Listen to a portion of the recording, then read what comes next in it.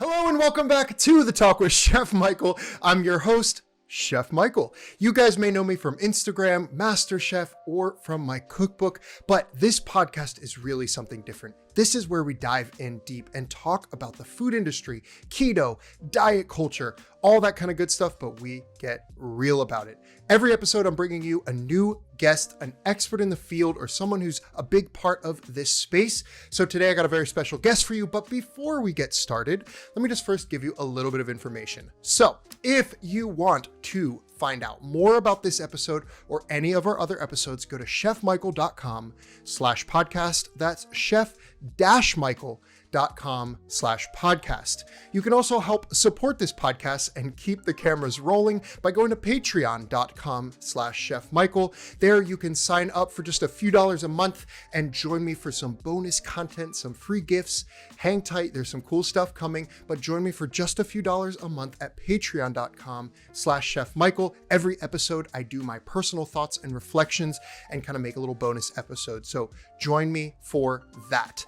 Finally, I gotta send a huge thank you to our sponsor, Redmond Real Salt. Now, you guys probably know from watching me on Instagram, I genuinely use Redmond salt in all of my cooking. There's always a jar of it next to me on the stove. Not only do I think it tastes great, it's good in cooking, but honestly, with the keto lifestyle and the importance of getting in those electrolytes and minerals, I love Redmond salt.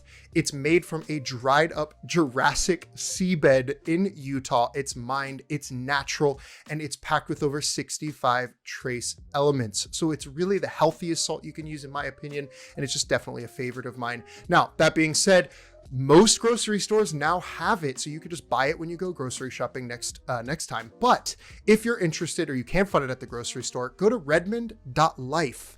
Redmond.life. They have tons of cool products, not only salt. I use their toothpaste as well. They got face masks. They got all kinds of awesome stuff, seasonings. Go to redmond.life.com, put in the discount code ChefMichael and get 15% off your order. So thanks again, Redmond Salt, for supporting this podcast. Now, let's begin. But before I do, I want to tell you a little bit about our guest, Mr. Joe Duff. Now, he's an epic vlogger, recipe creator, cookbook author, and just an all-around nice guy. But I thought he'd be somebody great to really talk about, this industry of recipe development and vlogging. Hopefully he can give us some insights into how much work goes into what happens to create a successful food blog. So I'm going to welcome him to the stage. Mr. Joe Duff, I'm so happy to have you here. It's great to see you, my friend. Welcome. It's great to see you too, man. Thanks for having me on the show. I am surprised that we're making this happen given the weather in Texas the past week. Yeah, I'm happy to be here too. So this is pre-recorded. So just so you guys know, this is my first podcast recording after the winter apocalypse here in Texas. Obviously, I went days without power and water, and it was a mess. So by the time this comes out, you guys won't have a full appreciation of what it took to get here today. But I came prepared. I'm wearing my palm trees and flamingos. I needed to bring a little tropical weather to myself today, even though it is not that way outside. But thank you, Joe Duff, for being here, which is funny because if I recall, you're in Buffalo, New York. So the idea of snow collapsing the system is probably pretty funny for you. How much snow do you have outside your window right now? There's about 3 feet, man, and that's pretty normal for this time of the year. Of course, we have had bad storms. Probably about 7 years ago, we had kind of the same thing that's happening in Texas this weekend happened to us, and it was not an enjoyable 7 days, I'd say.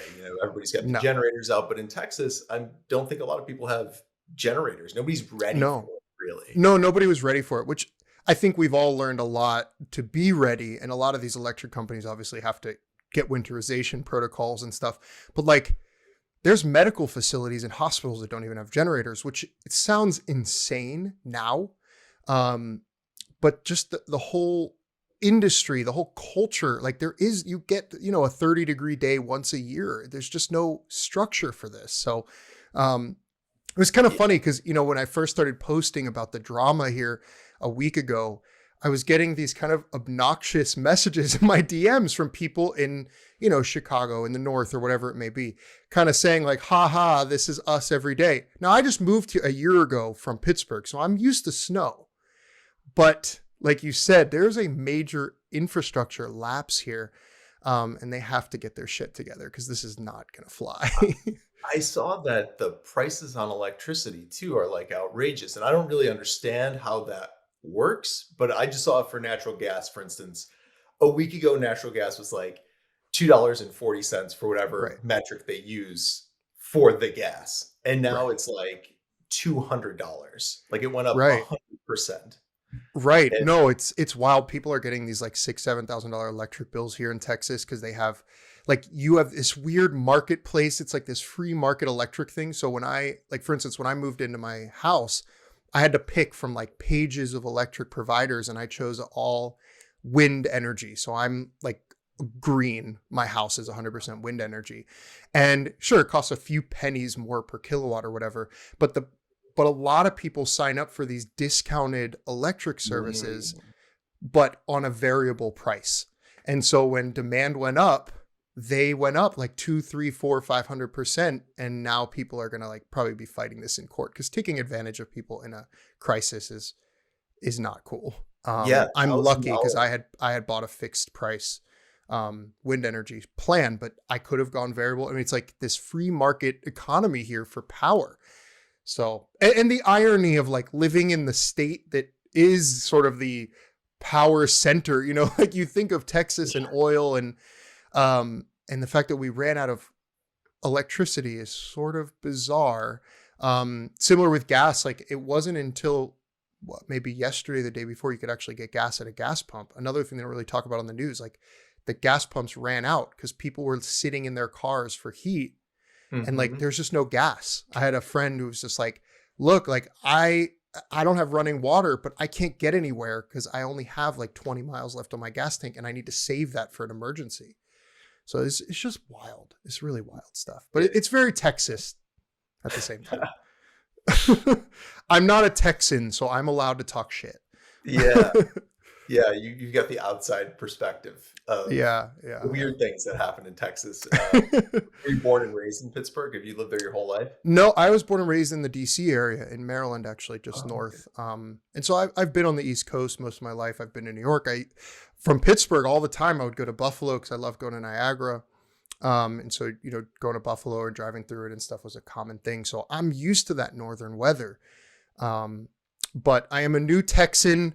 I was looking for a change. My fiance was like, I don't care where we go as long as it's hot. I was like, fine, I can do that. Texas is the hot um, place to live now, man. yeah, as long as there's warm weather and jobs, I'm fine with that. We actually fell in love with Austin. It's such a cool town. It's very not Texas in the sense of Mhm. the cultural expectation. I had never been to Texas before we moved here. I just came once to visit, and we like within a day we're like, yeah, Austin is just an awesome city. It's sort of the right balance of cool and trendy, but not huge. The prices are great. It has great culture, great diversity, just a lot of things that I really liked about it. But I feel a little bit played because I didn't expect winters like this. That's all right. Most of Uh, the year it's still beautiful. And today it's back in the 70s, so go figure. that's wild. Like all that snow it's gone now, I'm assuming, It's right? all gone. Yeah. Yeah. All that's left is like there's still people without water. You still can't find food in the grocery store. I'm in the right industry because I was fortunate enough not to ever come close to a food shortage because as you will understand as a recipe developer, our pantries are overflowing probably most of the time. So My I wife was sort of always tells lucky in that sense and grateful to be in the industry that I'm in because I was never close to running out of food, but a lot of others were. So yeah. learned a lot out of this experience, got a lot of gratitude and a lot of appreciation for the small things like a hot shower, little things, being able to have a nice coffee, like these little things of life became really treasured. So I'm walking away with some extra gratitude. Yeah, I'm just happy that you're safe, and I'm happy that we're doing this. This is Thanks, man. I wild. appreciate it. I really had no expectations of this. I know we were Yeah, yeah, planning yeah. last Same, same. week. this isn't going to happen, but here we are. Great. A couple other episodes obviously had been canceled or will be, rescheduled. But I really appreciate you being here and for being so patient. And you were so nice and messaging me like, if I need to postpone, you were flexible with me. So I do appreciate that and sort of the support. That being said, let's talk about you for a second. Enough about Texas. Let's talk about you. I know who you are, but maybe for our listeners, give us a little bit of background because you've been in the food game a hell of a lot longer than me, actually. So tell us a little bit about your story, who you are, and kind of where you started on this journey from the beginning to, Joe Duff, the diet chef with 2 cookbooks and an amazing YouTube channel and a blog and all this stuff. So tell us your story. Well, thank you for that really great intro. My name is Joe Duff. I grew up in the restaurant industry. My dad owns a very famous chicken wing restaurant here in Buffalo, probably the oldest family owned and operated chicken wing restaurant in the world.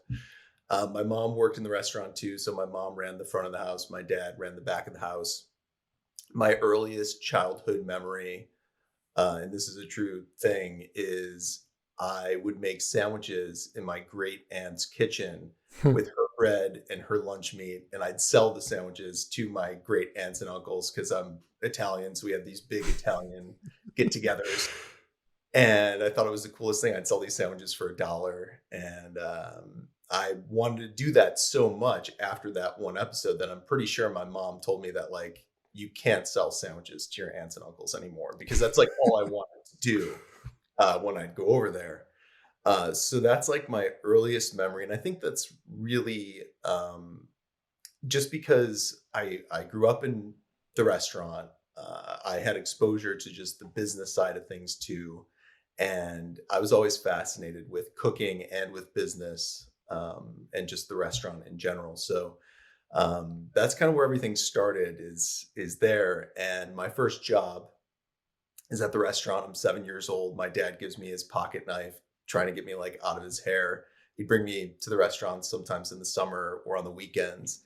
And it was obviously warm outside. So he gives me his pocket knife. He tells me, go out in the parking lot and scrape off the gum, because we had a gumball machine, 25-cent gumball machine. So like you can imagine parking lots filled with gum. And it's a never ending job because every day there's just more and more gum. So that was my first job, was 7 years old, scraping gum off of the parking lot. Right.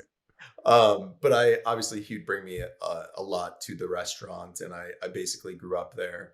When I was 14, I had been pretty overweight at this point, and I was into sports. I broke my foot.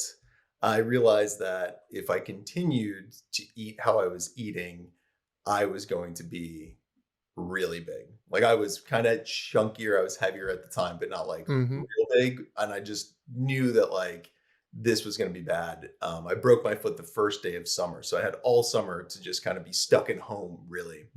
And that was when I decided to do basically a keto diet. Like it was like this low carb. It wasn't, keto wasn't super popular at Well, I was going to say that's like before keto was really a thing. I'm not calling you old. I'm not. Yeah. But that's before there was a word for it. I mean, we've always had variations, right? Like Atkins and other things. I mean, there's no denying that carbs cause weight gain. But that's interesting. So I'm like 14, and I've got this whole summer to do basically the keto diet. And it was obviously, it's really convenient owning a chicken wing restaurant and doing keto or low carb. So basically I ate chicken wings, and like I would get steaks at the restaurant, bacon, just chicken breasts, just whatever it was. I remember golfing, but not at the end of summer when my foot had healed. I was finally able to do some things. I remember going to the golf course and getting like just hamburger patties and 8 hot dogs and like having them in a cup and finishing my round just eating hot dogs out of a cup. And I lost 30 pounds actually by the end of summer. The next year, I remember this girl saw me and she like she would kind of did like a double take, like Joe. Interesting. And that was part of it too. It's like obviously when you're in high school, like I want to kind of start impressing girls a little bit. Yeah, So the like pressure. I wanted to be in shape for that Sure. too. And that was kind of the start of it for me. That was the start of kind of getting into cooking for myself and kind of just um, fitness in general. And from there, everything kind of evolved. I was always into cooking after that. I always made my own food. I'd be keeping my mom up at midnight on the weekends with the blender, and I would laugh Yeah, and same. I would tell her, I was like, I could either be at a party right now drinking, or I could be running the blender at midnight. So this is probably the best case scenario is that I'm cooking at 1 in the morning or something, and Oh she was, yeah. I remember that as a teen, like just making a mess of my mom's kitchen, just like inventing food like an idiot as a teenager and like yeah, making a sink full of dishes. yeah. It's great when you have a mom who can probably clean that up for you too. That was She that, usually made me clean it up. She'd usually get pretty pissed off because she liked to clean house, but but yeah, I do have distinct memories of that, clinging around like the dishes in the kitchen as like a 15-year-old, you know. yeah, yeah. So that just led to me getting really into health and weight loss and fitness. And that stayed true pretty much my whole life. Once college came around, um, I had a chance to select a dorm that had a kitchen. Like there was a Nice. kitchen on every other floor. So I selected this dorm, of course, so that I could cook. So I cooked for myself a lot in college. And Yep, then same. um, I, that was my freshman year. And then we moved into an apartment, and I always was cooking for myself. Like I rarely ate out. Just lived in Florida, and we'd go to BJ's and Costco all the time. Sure, sure. Did you find yourself cooking for friends in college too? For sure, yeah. Yeah, I same. did not a ton, but I did. I mostly because like my friends, I was super into the health and fitness and weight loss. But my friends weren't necessarily to that extreme Right. as me. But I do know that, and I'd like to say this too. My brand is the diet chef, but I'm a home cook. Like I've just Right. grown up in the restaurant, and I've grown up cooking. I'm not a chef trained or anything like that myself. It's just that the diet home cook doesn't really sound as good as the diet chef.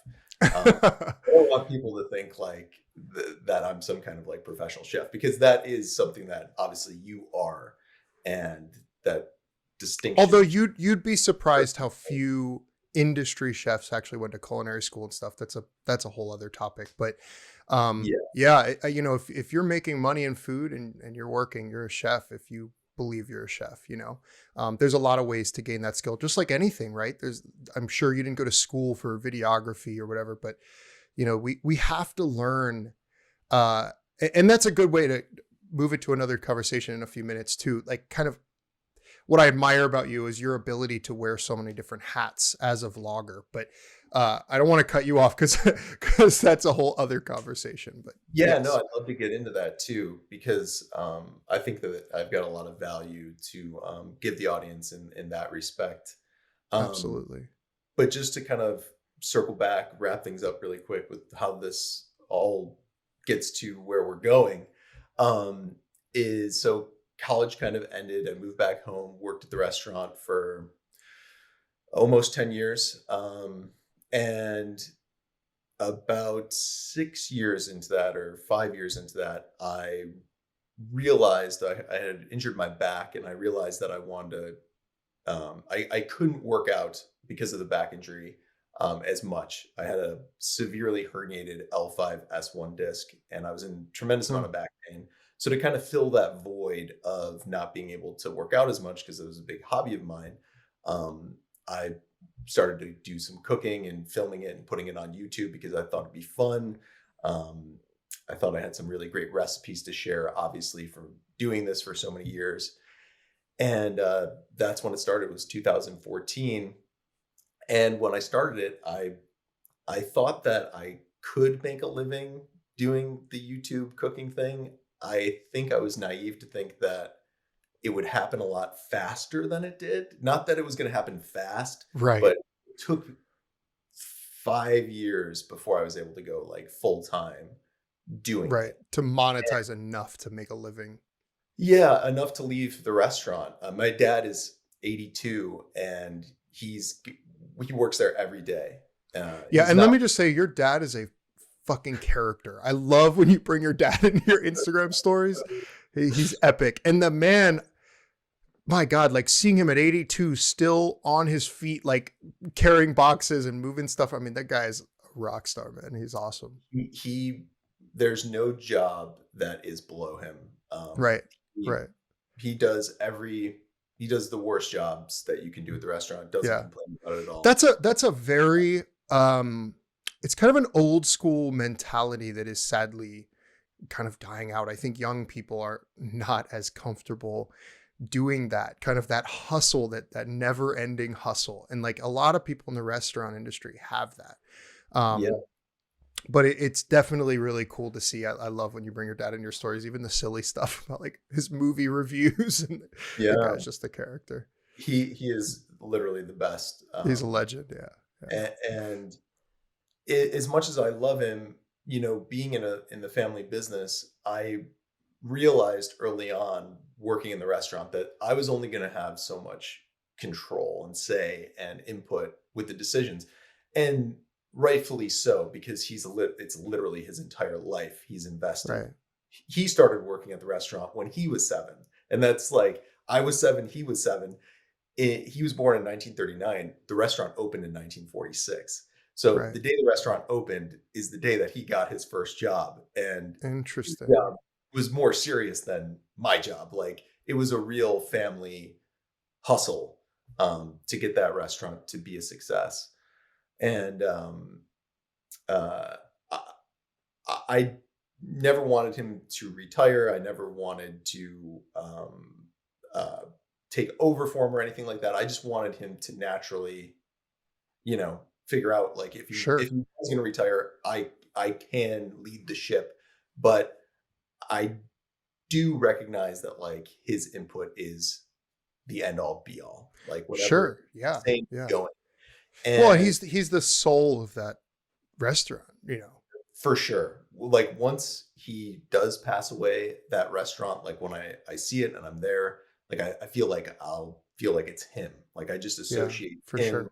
Do you think that I know you said you can, but do you think you would take it over eventually when he's ready to pass it along? I plan on it. I would like to. That's awesome. My wife is probably more inclined to run it than I am. She spent a lot of her years in the Huh. hospitality restaurant space too. Actually worked. We have a few restaurants that are franchises. She worked at one of our sister locations for a while, um, and I think she would do a lot of the daily Right. checking in on it, running it. My dad has a partner now. He had to bring a partner on like 30 years ago because he was paying people in cash and Sure. he had no ideas how computers work or anything like that. So once you couldn't pay people in cash anymore, he had to find a partner because he just wasn't going to learn Yeah. the technology behind everything. Um, so he has a partner that's helping him there. But I think that I am going to be involved in the restaurant, but obviously kind of the path that I'm on right now is really what I feel like is my calling to do Sure. Sure. the rest of my Yeah, life. what I think is interesting about this, well, there's a lot actually that I want to touch back on. A lot of it I relate to pretty heavily. It wasn't my family's restaurant, but I got my first job in a little Italian restaurant in my small town at 13 years old, and kind of like you scraping the gum. All I was doing, so I wasn't even working legally at the time, was rolling the napkins with the fork and knife inside, like in an Yeah. old school Italian restaurant. And I just do that for hours on end. And I think half of it was just to keep me busy. Hmm. And then the owner would like sneak me a $20 bill for the whole day. So I relate a lot to what you were saying, kind of just being in that world of restaurants from a very young age, there's a buzz, there's a sort of, I don't know the right word, but almost a high for being a part of a restaurant. That hustle is very unique. That said, it's not all good either, right? Like Yeah. it's very tough. I left the restaurant industry at 25. It was exhausting to me. Um, I'm so impressed with people who work front or back of house who work in restaurants their whole lives, because it is a absolute hustle, and anybody who does that deserves major praise. So seeing your dad still at 82 on his feet all day frying chicken wings is one of the most epic epic scenes that I've been able to watch on Instagram. To be honest, I just have so much respect for that. Another thing I think is really interesting about what you just said was how early you had found nutrition. That's different than my story. My family always wanted us to be healthy. And so I was aware of what healthy food was and wasn't. But my weight gain and then weight loss story didn't really start until college for me. And then after into my 20s, you were really tuned into that at an early age. I guess I'm kind of curious how you feel that affected you as a teenager, knowing that you had to lose weight, and what that kind of did as a teenager for you. And then, like, it's hard to imagine being in college and thinking about nutrition. I asked you if you cooked for your friends and you said yes, but they weren't interested in healthy food, which is so funny because I would throw these dinner parties and be like way over the top with lobster and stupid things in college that I couldn't afford. Just because I loved, like, I just love food and cooking and pretending to be a fancy chef at, 19 in a dorm room. Sure. Um, but I didn't discover health until I was almost 30. So I don't know. What was that journey like for you? What did that feel like? Was it your parents pushing you to get healthy, or did you really do that for yourself? Because that's pretty mature. Yeah, and I think that the last word that you said is probably the most symbolic of the way that I Hmm. felt at the time was, it was really all me.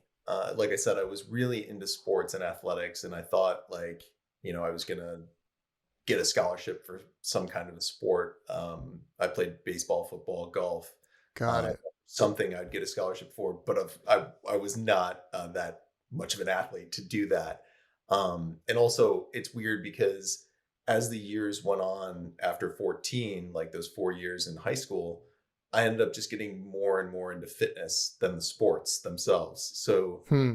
um, I had started to think like I might be a pediatric nutritionist and open up my own clinic for obese kids. That was Ah. something I really thought I might do. Um, and I was gonna open I was gonna open a clinic and I had these plans, but I wasn't great in science, and I know that there's like a lot of science involved in becoming a doctor. And I was like, I don't know. So then I was like, maybe I'll train athletes and I'll be a strength and conditioning coach for some kind of a program, either a professional team or a college team. And I guess just when I was growing up, I always felt like I related to older people better because I had gotten into like health and weight loss and fitness so young, and I never really had a taste for alcohol. I never really got into drugs or anything like that. It just never seemed appealing to me. Um, I always felt like I just related to the older people a little bit better. Usually people who are like Interesting. our age now, like 30s, like when I was in Right. college. I my roommate was older, his friends were older. They had kind of already moved on from like the party years of college, and they'd play like board games and maybe have a few beers like on a weekend, and that was something I think I related with a lot more because I wasn't really into like the wild partying of like normal Yeah. college. Um But if it wasn't your family, do you think that just growing up in a family food business played into your passion for cooking? I mean, it has to have, right? I think that it does in the sense of I would just always see my dad cooking. at the Right. restaurant. And you probably know how this is. I don't think I ever saw my dad cook at our house once. Hmm. Like, I saw my mom cook a lot, but my mom worked at the front of the house and ran the waitresses and the bussers. He probably wanted nothing to do with the kitchen after being there all Exactly. day. He Yeah. doesn't cook even today for himself. He will not cook. Yeah, I think, like, Interesting. years of cooking at the restaurant is just, like, taken away, like, any I mean, desire I to cook. get that in the sense that it's your job, right? It's our job to cook. I'm cooking as much now as I ever have in my life, just as a part of recipe development and writing cookbooks and all this stuff. And then it's funny because like sometimes by dinner, I'm like, I don't, I don't want to cook. Yeah, yeah, It's sort of funny because it becomes your job. No matter how passionate you are, you need that separation from work and personal domestic life, I think, for a lot of people. I agree with you. And to kind of circle back on what you're saying, just thinking about it more, I think a lot of the cooking was sort of out of necessity.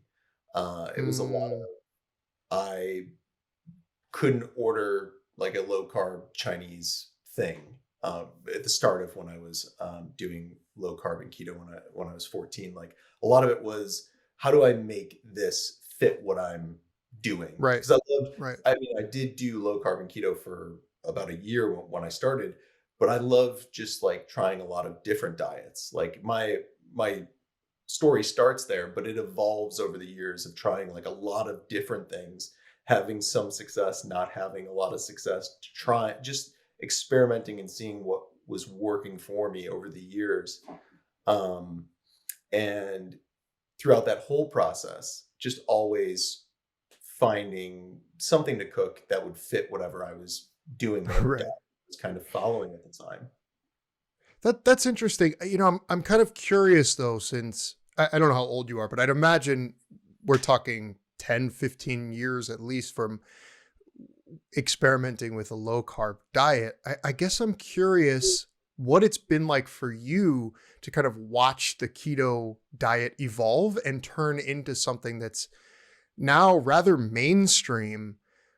What's it been like to kind of watch that? Is it sort of like an I told you so moment, or you know what I'm trying to say?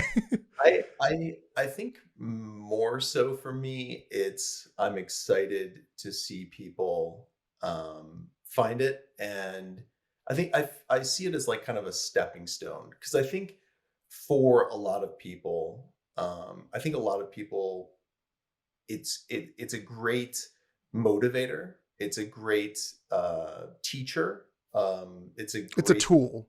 yeah, and it's a great thing to just learn about yourself. Like, does this style of eating work for you? I think that people really should, as much as people want to like knock on keto, there's that other side to it. Try it, see how you feel when you're on it, and if you enjoy the way that you feel, maybe not even being in ketosis, but following more of a keto eating pattern where your carbs are lower, protein's a little bit higher, fats Right. are moderate and high too. What's wrong with that? What's wrong with not wanting to Right. eat a lot of added sugar or things like that? I think, you know, people um, who are naysayers, they'll say, "Oh, you don't have to do keto to lose weight," and that's totally true. But I think that you're also just glossing over the fact that a lot of people just feel better not eating a bunch of sugar. Like, Yeah. of course you could eat anything in a caloric deficit, jelly beans, and lose weight, but you're gonna feel like crap.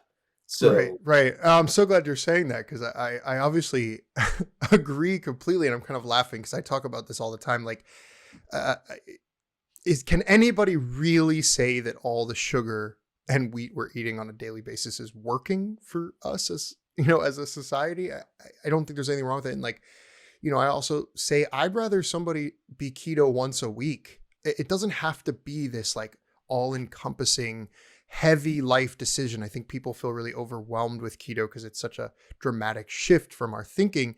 But it's like there's a lot of people who are vegan because they just want to be, or because it's healthier. Or there's a lot of people who do meatless Mondays because they think like one day a week without meat isn't a bad decision.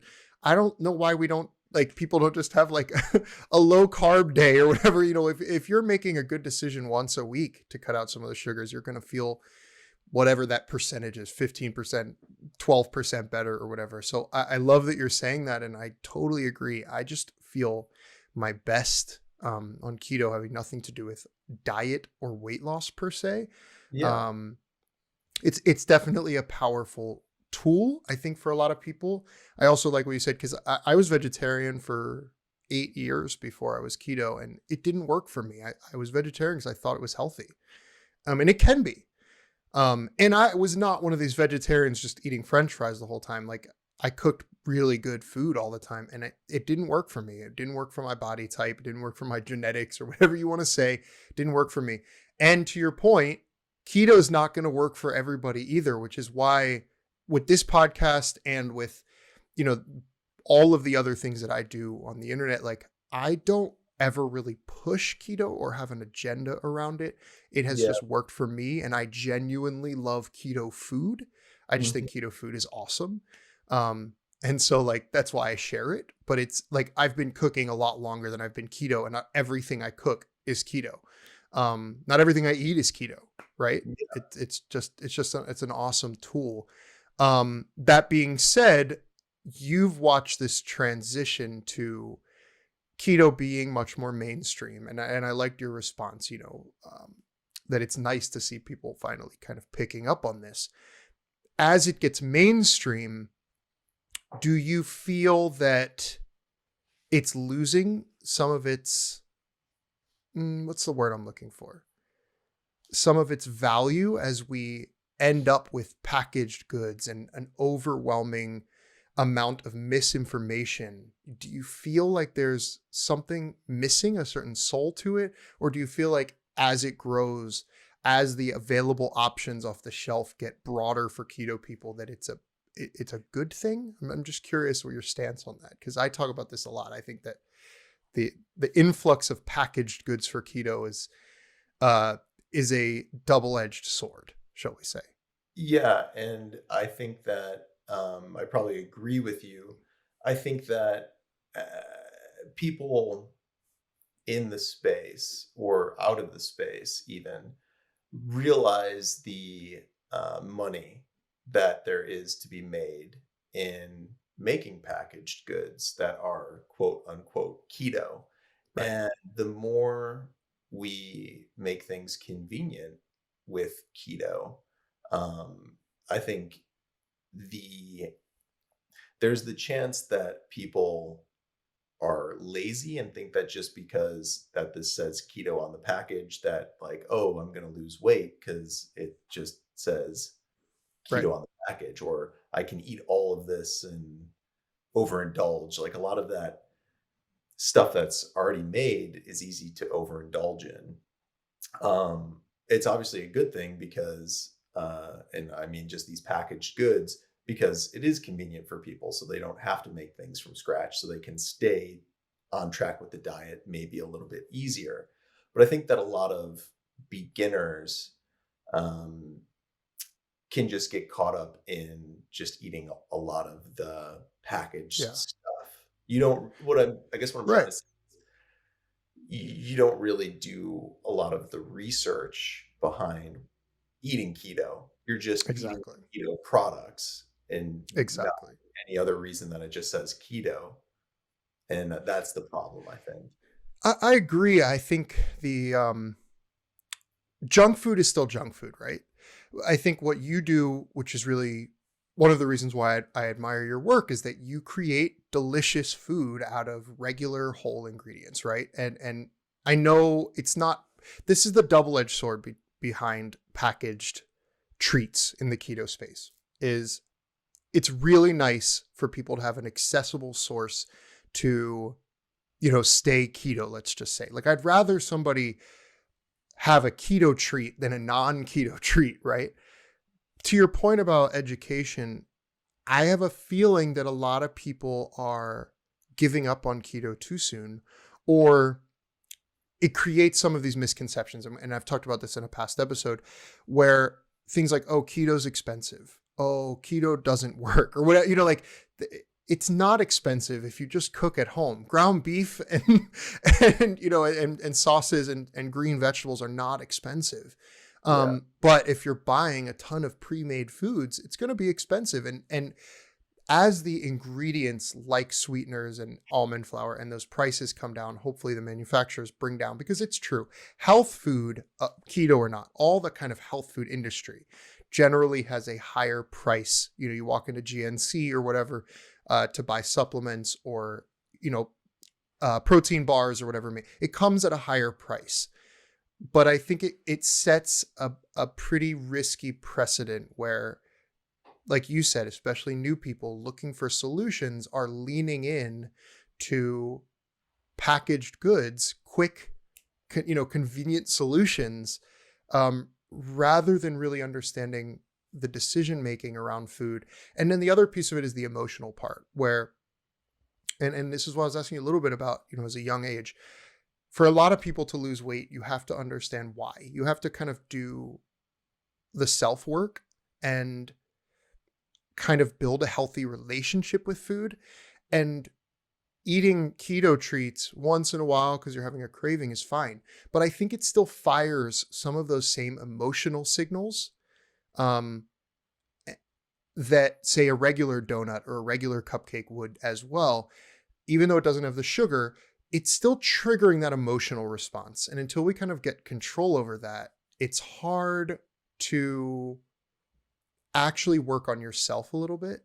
I think for many of us, you included, people in this health space or weight loss space, especially, it's a lifelong journey, right? Like even if you or I have lost 60, 70, 80 pounds, it is still a lifelong journey in fitness and in health. These things don't happen overnight. And just because we lost weight at whatever age we did, doesn't mean that it's like over and now we're just like living our life. Like we're still growing and learning. You had said a minute ago about what you started with wasn't what you finished with. Like you went through different diets and different decisions around your food and health over the years, and it will continue to change, I'd imagine. Like today, your keto might look really different than what you're doing another 10 years from now. But I suspect that you'll still be doing something 10 years from now. I doubt you'll just be like eating the standard American diet in 10 years.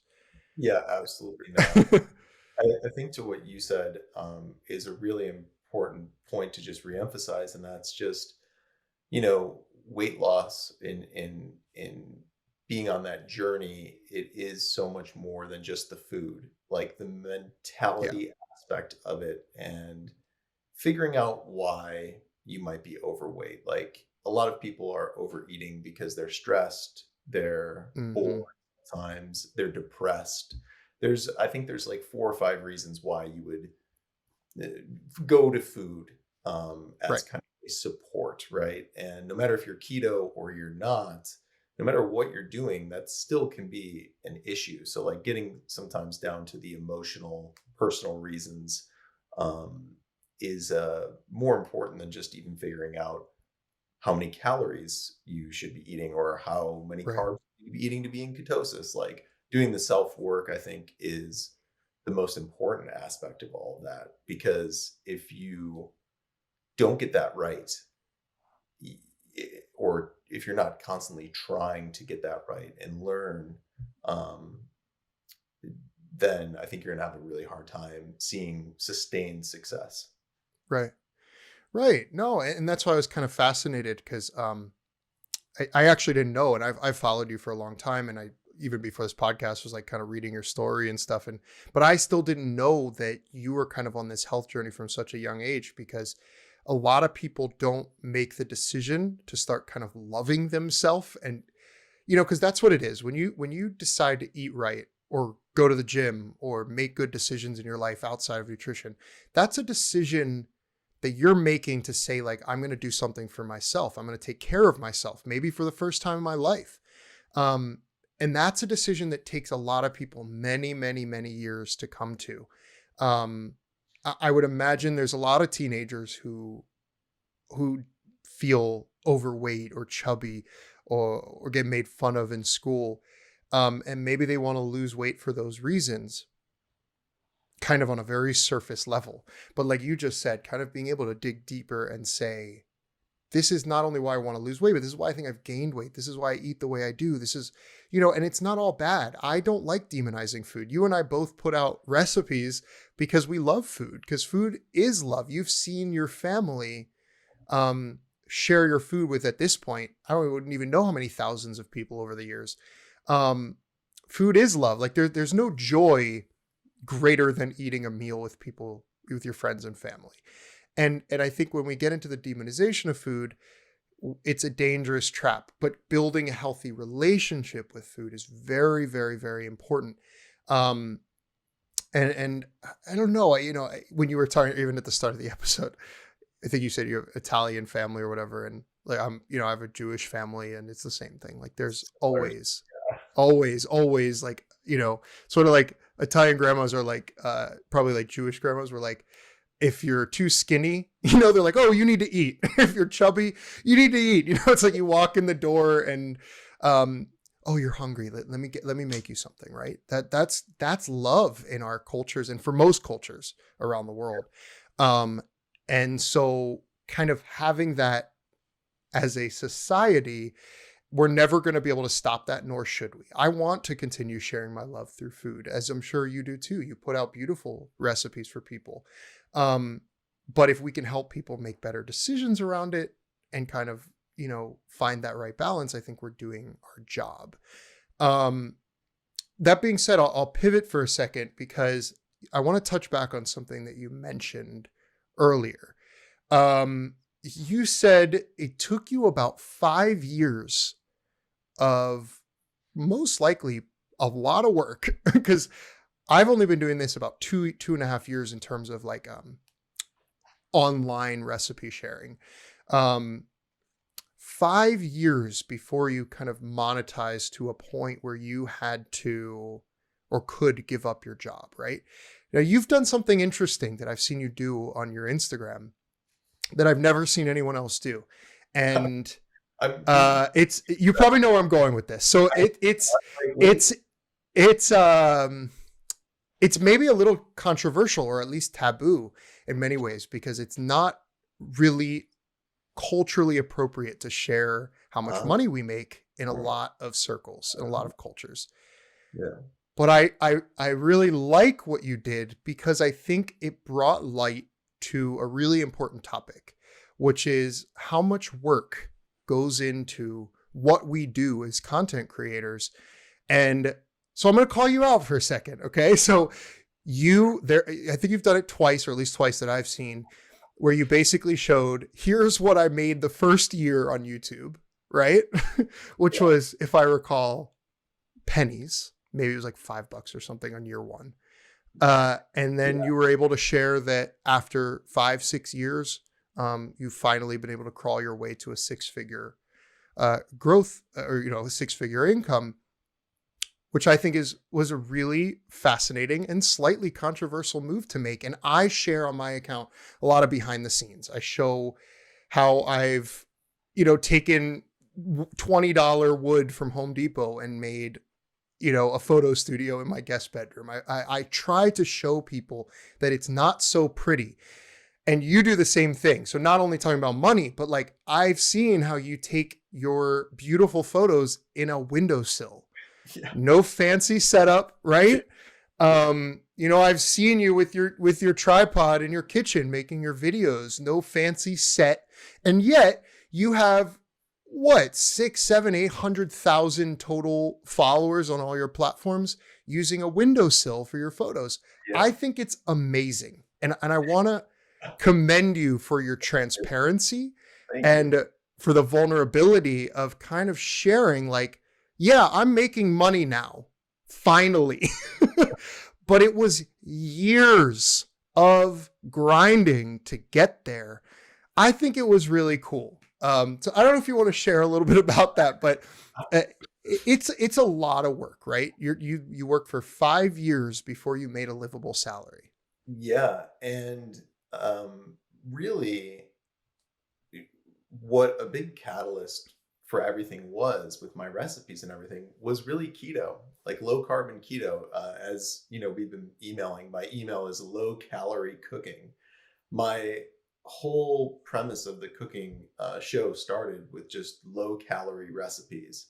Hmm. And I did that for 3, 4 years. And my cousin, actually, who we're working on a food blog together now, he had been doing keto for 2 years. And he had been really trying to get me to do keto recipes. And I kind of brushed it off because I was at a stage in my life where I was pretty narrow minded and I was pretty set in my ways of like, nah, like I'm just doing my thing.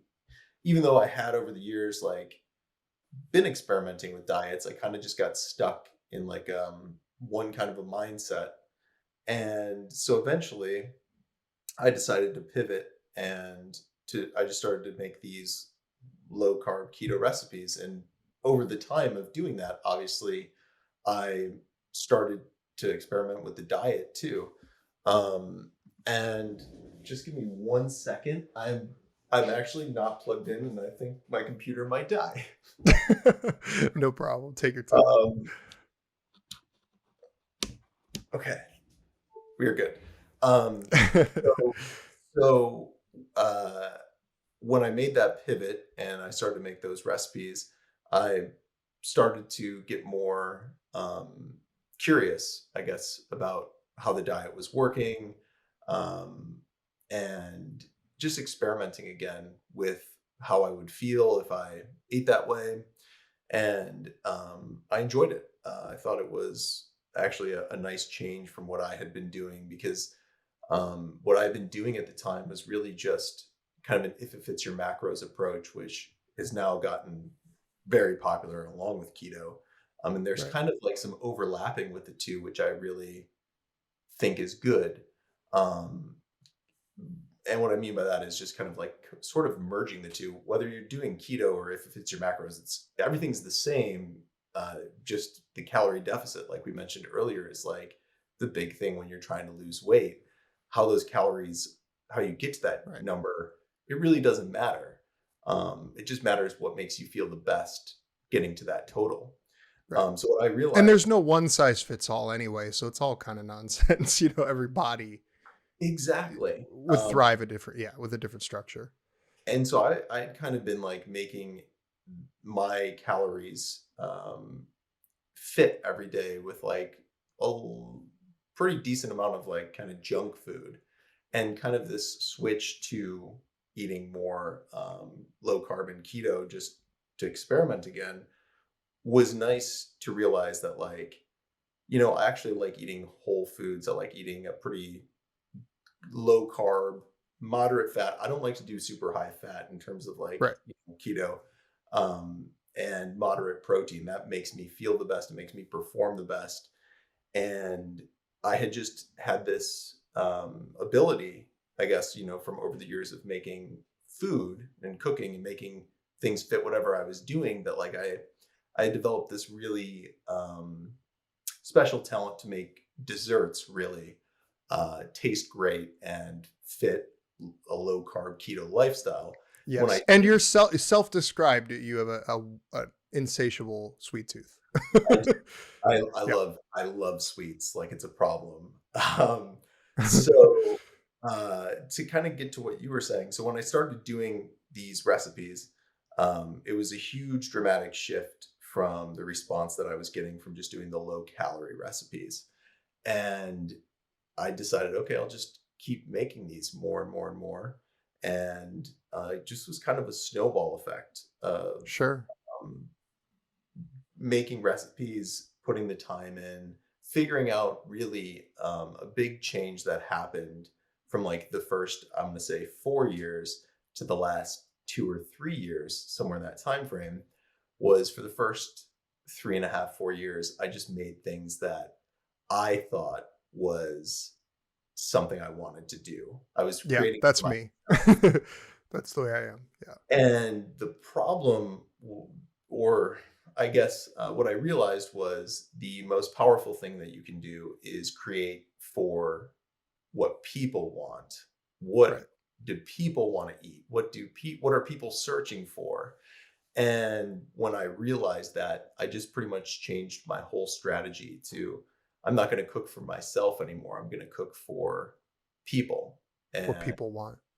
it's weird because it's almost like there's so much of a similarity between like an artist, like a band, like do you play the music that you want to play or do you play the music that people want to listen to?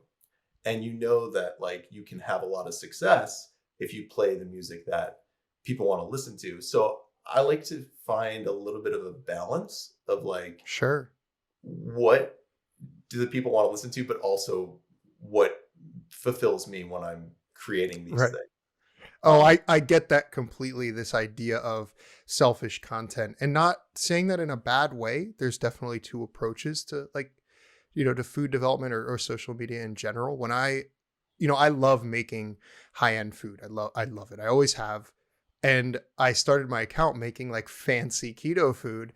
And what I started realizing is that it wasn't that helpful to people, regardless of success or monetization for me. The food wasn't helpful to people. Like it showed them that keto could be sexy, but it wasn't practical food. And that's why I've been also pivoting the last year or two around like, easy, delicious meals that people can make at home with like regular grocery store ingredients. That's like an important thing, kind of understanding, just like you said, that this isn't really about what I want to eat or what I love to cook. It's about making like that. At the end of the day, what drives me is knowing that I'm helping somebody eat better. And so I get it completely, man. That's an interesting pivot. And you basically walked yourself into my next question, which is basically, what is your process like for people who may be interested in starting a food blog or a food YouTube channel or whatever? What does a process look like from zero to post? uh, what does that look like? So you mentioned, so you're kind of looking out for what's a recipe people are looking for right now. Is that through like search engine trends, and then what does that process look like from that point, even once you decide what you want to make? What's your process for developing the recipe? so I would say that the first thing that I would do if I was gonna try to make something for YouTube, for instance, and I want to say this before I get into everything I'm going to say, and that is overall, the money that I think you can make on YouTube is far less. And you've seen probably my Insta story where I showed my blog revenue, which is 5 to 6 times higher per thousand views on my blog compared to my YouTube channel. So So just, you need a fifth of the audience to make the same money on a yes. blog than YouTube. Interesting. So But it's my, funny because we see all these like YouTubers with their mansions and their like supercars, I mean, obviously those are the YouTubers like 100 million followers and stuff, but you always think of like YouTube as like the monetization king, right? exactly. Um, but Yeah. it's not. This thing is about people who are making a lot of money on YouTube is they're making a lot of money because of their YouTube following, not specific Not from from YouTube. YouTube. It's Right. because of YouTube. So it's the Right. merch, it's the product, it's The the product placements. Yeah. sponsorships. Yeah. I mean, that's the same with Instagram or TikTok as well. I have friends with millions of followers on TikTok, and like, I think from the organic monetization on TikTok, like with like millions of followers, they made like $1,200 in a year. Zero But dollars. Yeah. it's like, it's bad. The way that these big social media companies monetize for themselves off the ad revenue, but then give the artist like Exactly. fractions of pennies. I think it's like Exactly. 0.0003 cents or something. I mean, it's something wild. That's right. I think what you said is exactly correct. That's what I heard, I think, anyways, point zero Yeah, zero. yeah, yeah. And so um, the revenue share on YouTube is 55% goes to the creators, 45% goes to Google. If you work with an ad platform on your blog, you at Mediavine would start at 75% to you, 25% to them. And it can go Got as, it. I believe, 80% or 85% to you, Hmm. 20, 15% to them. So to give some solid numbers, my YouTube revenue per 1,000 views is $5. My website per 1,000 views is like $27.50 per Wow. Yeah. views. Over 5x. So it makes sense for me. It would make sense to like not even make another YouTube video because I mean the return on investment is pretty low. It would make a lot more sense for me to spend all my time doing my blog. Yes, but you have, although it does, that's not where it would start. Oh, sorry. That's not where it would start for somebody starting from zero. But now that you've built a platform and had the patience of taking many years to build a platform, you have kind of free cross advertising. Now, I pause there because I know as a content creator that your audience on one platform does not generally translate to another, or a very small percent of your most loyal, audience members do follow you to other platforms. But there's no doubt you're going to drive traffic to your blog from your YouTube videos, at least some. That's true. And I can see the numbers though. And the numbers show me that about a tenth of my blog traffic is from YouTube. So what's the rest? SEO? Yeah. Huh. SEO, Pinterest, Instagram, and Interesting. Facebook. So really, honest to God, like it would make a lot of sense for me to like just say, you know what? I don't know if YouTube's my thing anymore. So if Uh, you were starting today, you wouldn't even bother with YouTube. well, so that's just from like a money perspective, though. The Sure. reason I do YouTube today is because I love it. I love making videos. Cool. Making videos gives me a lot of joy. It's what I remember. I started on YouTube. I didn't start with a blog, so I didn't take my blog seriously until about 2 years ago. And then when I started to see like the money you could make on a blog compared to YouTube, I was like, I need to start taking this real seriously because real hard on YouTube and the numbers are starting to get closer to each other. And like I said, I was like not taking the blog seriously at all. And the blog money is getting closer to the YouTube money. I'm like, I don't, I need to take that seriously. I need to Well, focus in on that. yeah, of Um, course. Well, and also, I mean, I don't know about how much effort you put into your blog versus YouTube, but generally speaking, as a generalization from what I've found is that nothing takes more time to create than video content. By the time takes a you long time. film it, edit it, it takes a long time. Yeah. Yeah. It takes a really long time. Um, Yeah. and the difference is so with YouTube, I love it because I love filming. I love talking. I don't like the blog as much because I don't like writing. Writing is like one of my least favorite things. I did terribly in all writing classes in school. So that's why I didn't take it We seriously. should trade. You come make my videos. I'll write all your blog posts because I love writing. You'd be a great team, man. Yeah. Because So it's funny, people assume because I've been on like a reality show or whatever that I like being on camera, and I do not. It is by far the most uncomfortable part of what I do. That's why I don't really use my YouTube at all. It's not for me. I think I think that you're getting good though. I know that you've had experience like you said on TV, and that's I've been on shows too with the restaurant, and I know it's different It's than different. your Yeah. own thing. But I see you doing your Instagram reels, and I think you just need to do more. You just need to Yeah. I'm just getting started for sure. you're great. Thanks.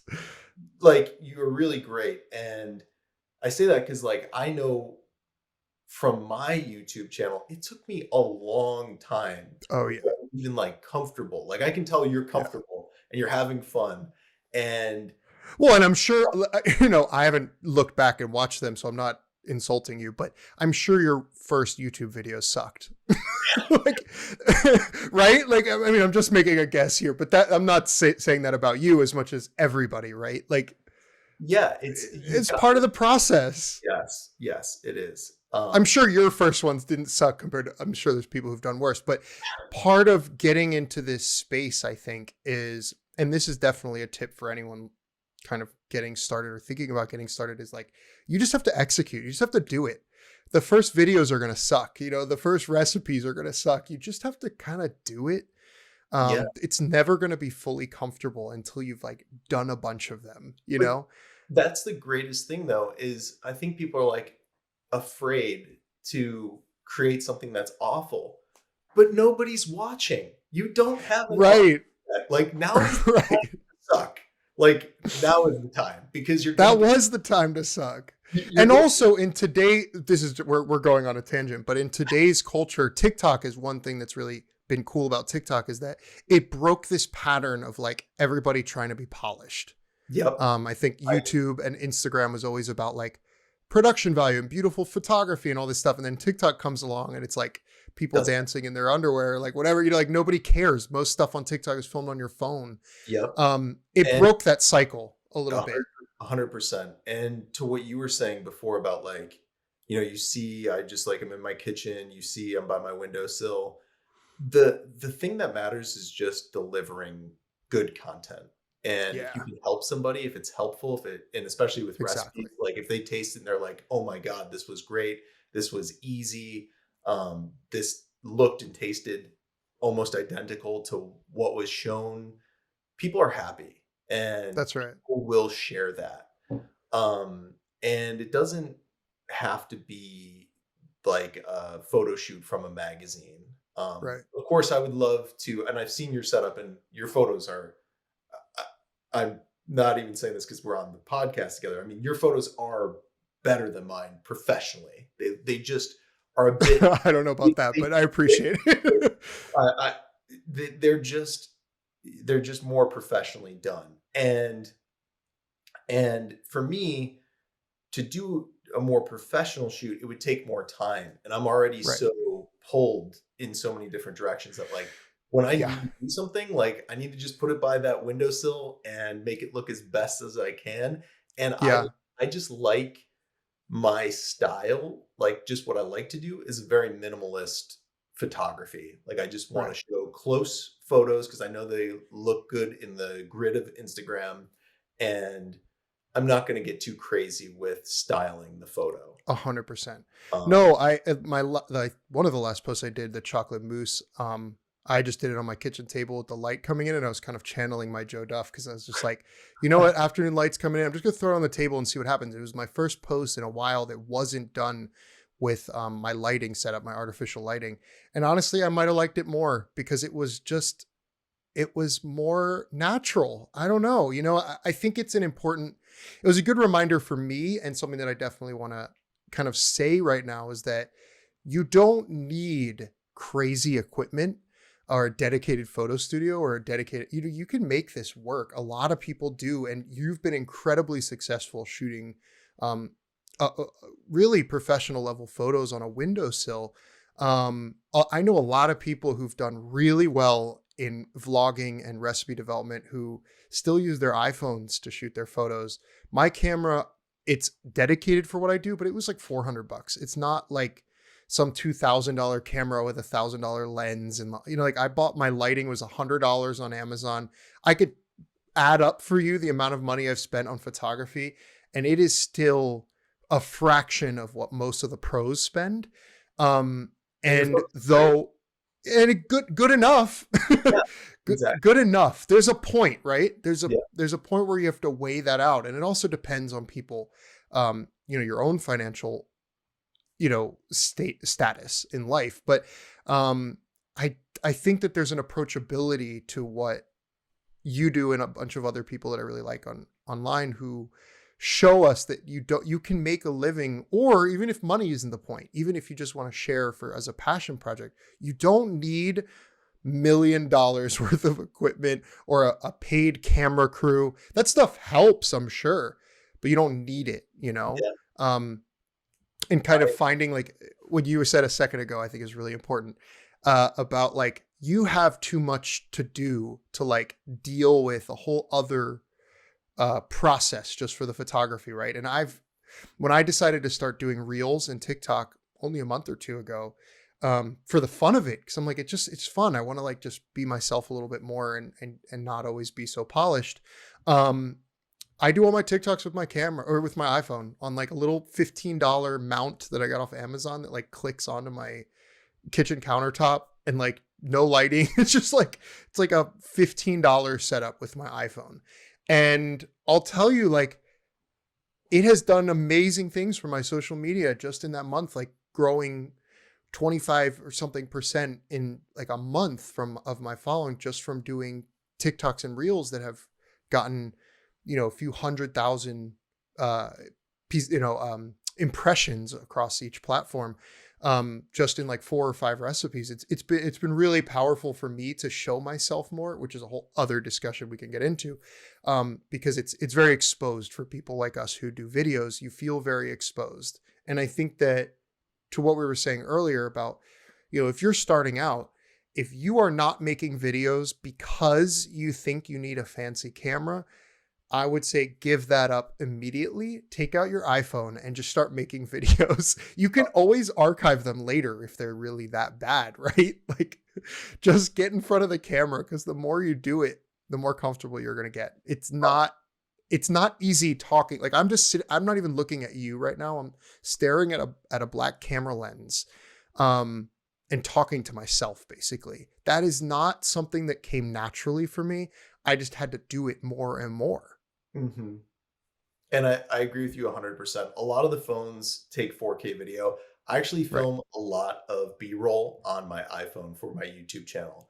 I have a Yeah. YouTube channel that has 420,000 subscribers. Like, and I'm filming stuff for the channel on my phone because it takes amazing quality. Like, people who are watching the video have no idea that it's on a phone Right. because the phone Well, quality is and on good. top of that, the biggest concern for people is just, are they learning? Are they getting content that's valuable to their life? They, Yeah, like, at the end of the day, unless it's like just really bad footage, um, it doesn't really matter how you take it. And actually, I found with video that sound is more important. Like, 100. I can watch a low res video, but if the sound is bad, I can't Yep. listen to it. Like, and that's a much cheaper investment, is like a little mic for doing your videos and stuff. Like, you can find a decent mic for $100. That's better spent than buying a camera, I promise. 100%. It's totally true.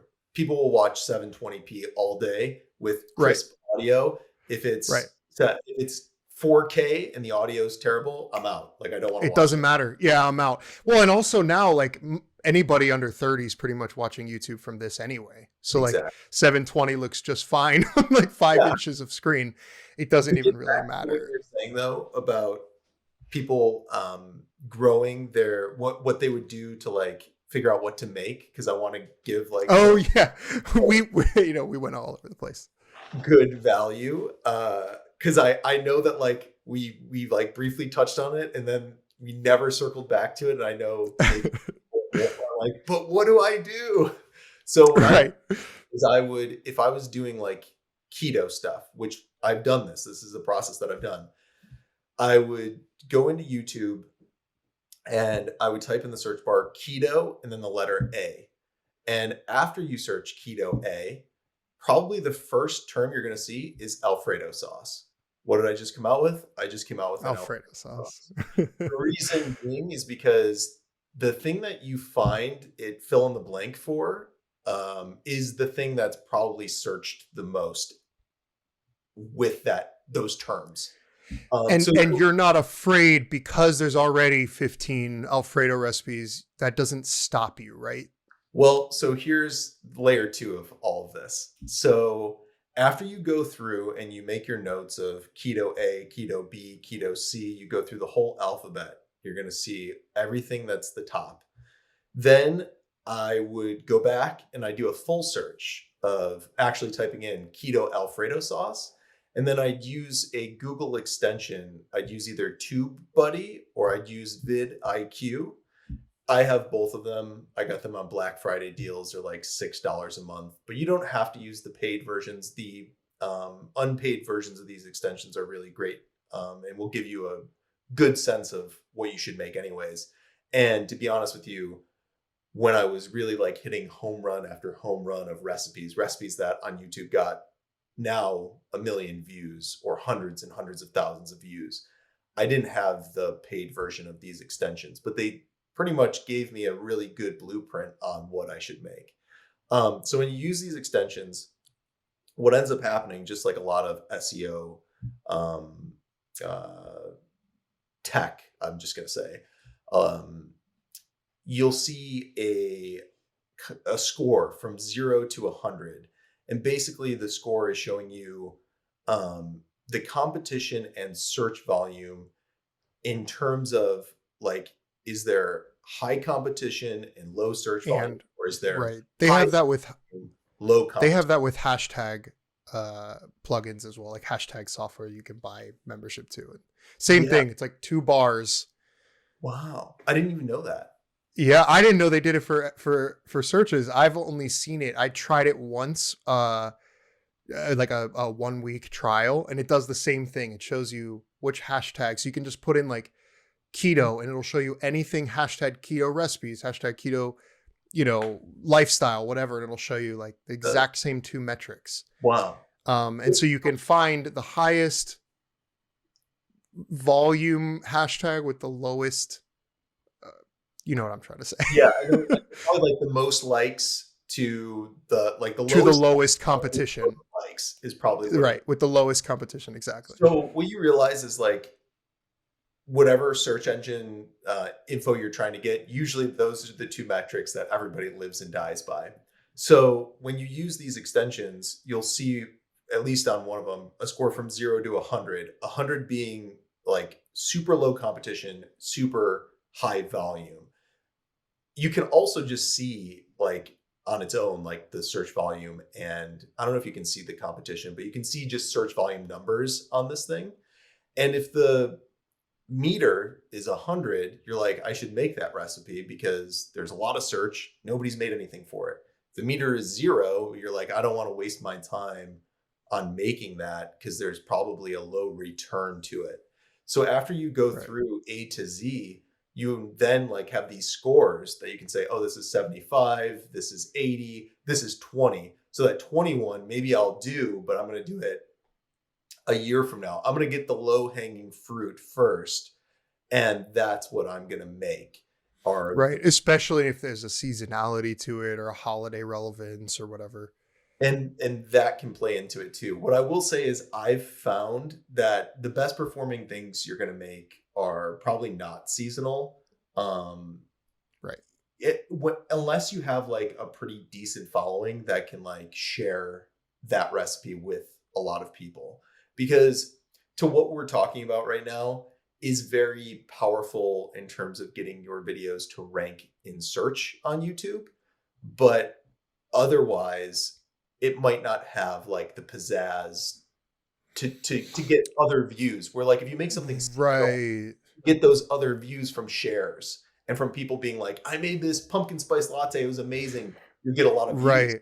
But that Well, guy and one I was stuck in my Instagram framework, but YouTube, like you can make a video now that may not pop off for 6 months. yeah, Whereas Instagram is very just your current post. And so there's a seasonality or a relevance, I think, to making recipes that are hot today on Instagram, but I can see how there wouldn't be as much value to doing that on YouTube. Cause like even yeah, with my YouTubes, like videos from a year ago are still randomly getting little spikes and like 5 comments will pop in one day. And I'm like, why? yeah. I think some of it's just YouTube starts pushing that video.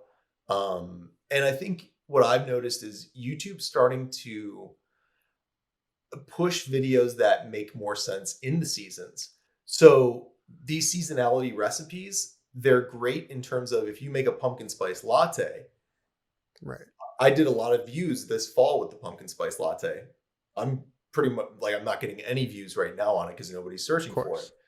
But come fall time, just outside of search, I think YouTube is just recommending things to people with seasonality in mind. They're like, oh, pumpkin spice recipes are popular. Let's start making Sure. now people are Well, watching those plus videos. the algorithm's kind of sensing little momentum bumps and then will push that, it's going to Exactly. respond to something. So obviously if no one's searching for it, there's no reason for them to think that they should be continuing that momentum. Exactly. This is interesting. This is some real gems, because um, I think this could be really helpful information. I appreciate you sharing it, because I think there's a lot of culture with people feeling like everything's a competition on social media. You see it a lot, in Instagram and other things, where people are very competitive, or like, this person has 200,000 and I only have 100,000. I'm gonna beat, like, I don't know. It's very strange. There's room for everybody, you know? Yeah. So I appreciate you sharing those tips, because um, I think there's room for everybody, and there's somebody for everybody. Like, the people that follow me may be totally different than the people that follow you on Yeah. one platform, because they connect with us for very different reasons. You and I Yeah. are not competition, even though we both put out keto recipes. There's Yeah. no competition. They can follow both of us. Yeah. And Some of, one of what you were saying, one of my favorite quotes is, and I'm sure you've heard this, is just comparison is the root of all misery. Is hmm, a quote that I heard one time, and I was like, that's so true. And I think we live in this society where people are really always comparing themselves to everybody. yeah, yeah. And yeah, And it's social media makes it easy to compare. yeah, exactly, because we've got numbers, right, that show We've us got data, what right? value might be. But Right, I don't, right, right. Why did their post get 2,000 likes and mine got 1,000? I suck. You know, it's like, yeah, it's exactly. wild. So social media is a very very interesting space. And not to go way off base here, but to our point earlier around like mental health and the mental work, like, if you feel like social media is negatively affecting your life, take a step back. It's not necessary. How do you feel? You know, obviously with Instagram, there is this sort of keto police culture, like, you know, where sometimes people will come in and have something to say about a post. Do you get that at all? Uh, do you feel YouTube or Instagram or anything is kinder than the other in regards to the comment? You know, the keyboard warriors. What's your feelings about the platforms in that sense? I think they're both pretty much the same, in terms of, I think there are the keto police on both. Um, and I just posted an Aldi haul video with snacks, and the haul has probably, it has 15, but it says 15 on the title. There's might be more. There might be like 17 or 19 actually, but I'd say like 80+% of the snacks in the snack haul are very much clean keto, maybe 90% even. And it could even be 95. There might just be like one or Sure. two snacks that like doesn't conform to somebody's definition of healthy. And they're going to go in the comments and they're going to just like lose their mind. And I Right. I see these people, like, everybody has like some kind of a comment to make about it. I'm just like, but the other 16, 17 snacks are like totally great, and you can eat those. You just don't have to eat the one that I suggested. And Right. the one that I suggested isn't for you. Like, I've done McDonald's, um keto at McDonald's, keto at Starbucks, keto at Taco Bell. And Right. obviously that just invites these people to come and like spew their opinion. And Sure. when I see this, I'm like already trying to think, because I want to do like Wendy's next and Burger King, and I plan on doing more of them. And my response, like in my head, is like, why did you click on the video if like you fast food? Like, this video is not for you. It's like, when I started, and this is kind of coming full circle, when I started doing low carb and keto when I was 14, I ate hot dogs out of a cup at a golf course. Like, this Right. is for somebody who maybe they've done keto for a while or low carb for a while, and maybe they just like eating fast food, or they need options when they're traveling, or maybe they're just starting out and that's been part of their routine in the beginning, and now they're trying to make a change. And like, Right. it's just the process of trying to make a change for the better. And like, these people, when I see like the keto police and everything, first of all, I don't ever take it personally, but I always think to myself, like, these are just your beliefs that you're putting on somebody else. Like, not everybody is living in that box. If you live in Exactly. a box, that's fine. Like, feel free to only eat the cleanest of clean foods. I'm very happy for you. But the Right. reality is, not everybody's like that. And I have no interest in trying to like promote an agenda of one kind of thing. Right. Like I said, Right. And there they don't have to follow or watch your videos if it's not your style, like you said. exactly. So when it comes to like comments in general, um, because I think also to what we've talked about in this discussion is just like some people not doing things because the quality's bad or they're afraid of whatever the reason may be. Maybe it's afraid of getting negative comments. The thing is I get a lot of great comments, more so than the bad comments by far, right? But anytime I get like a really nice comment, I'm like, that was really nice, but I don't tie my worth to the positive comment and I don't tie my worth to the negative comment. They're just, Yes. they're just comments. So like whether I get a lot of great comments, it doesn't hype me up and make me too high, and the bad comments don't take me too low. I'm just like, I'm glad I helped that person. This person seems miserable. That's They kind of have equal weight in that sense. yeah, you can't when you're in this space, you can't give your energy or time or thought.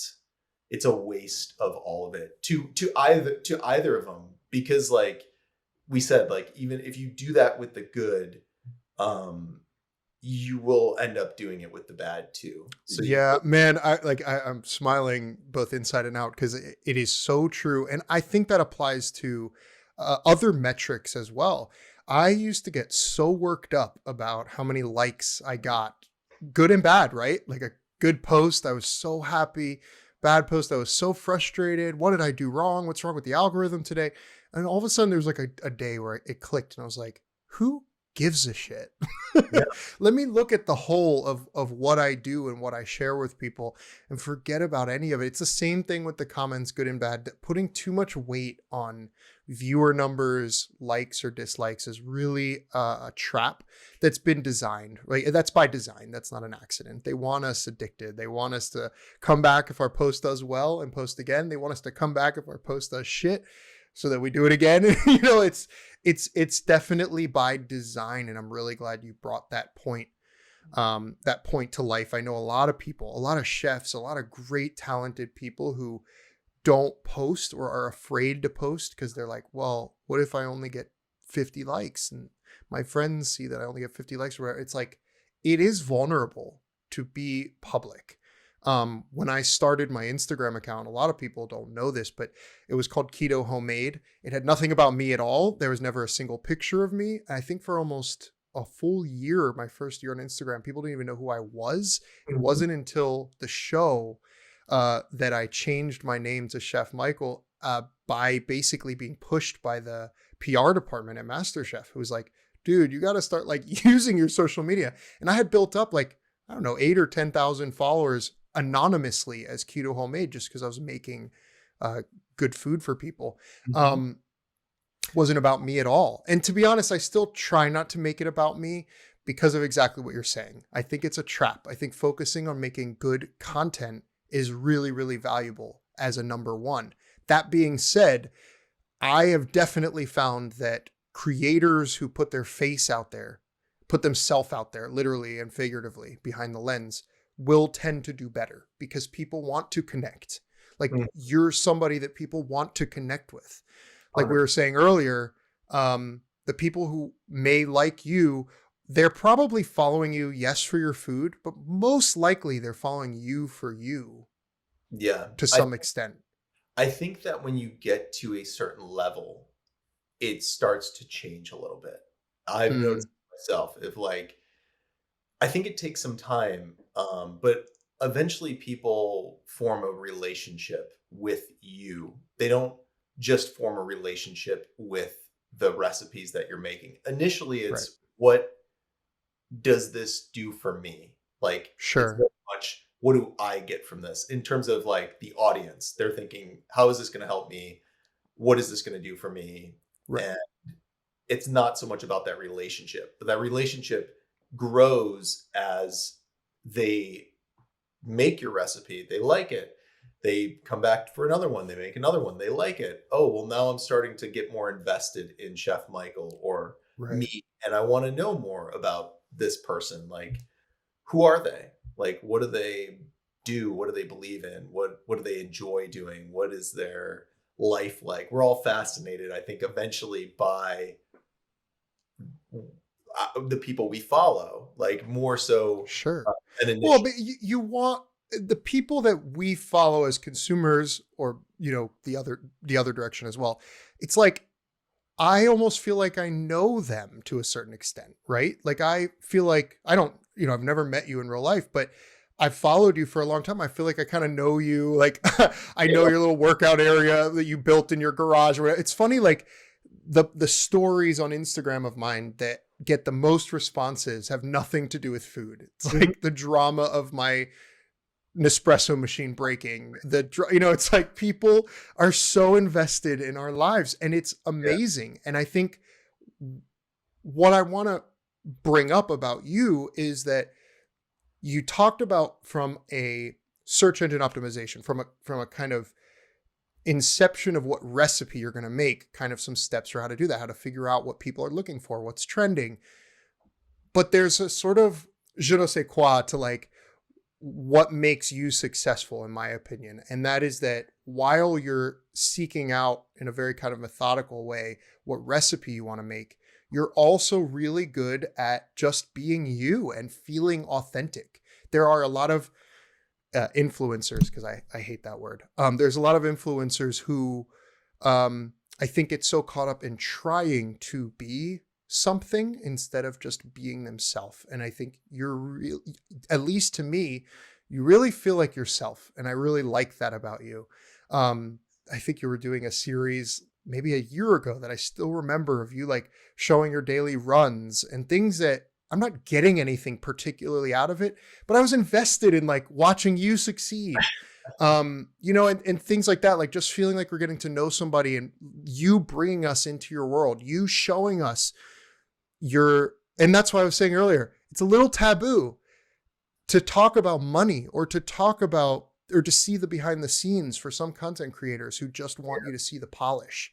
Yeah. But I really like that you're able to be so authentic, to show your dad being goofy, to show, all these different parts of your life. I think it's really cool. And I think it is a very important piece for anybody trying to make social media or make content creation a part of their life to understand that putting yourself out there and being yourself is, I think, just as important as the recipes in many ways. And I don't know if you agree with that, which is funny because we're both foodies, but I'm also saying there's a lot more than food behind what has allowed us to keep sharing our food is us also sharing ourselves, which can be tiring some days. I'm sure not every day you're in the mood for it, but you do it, right?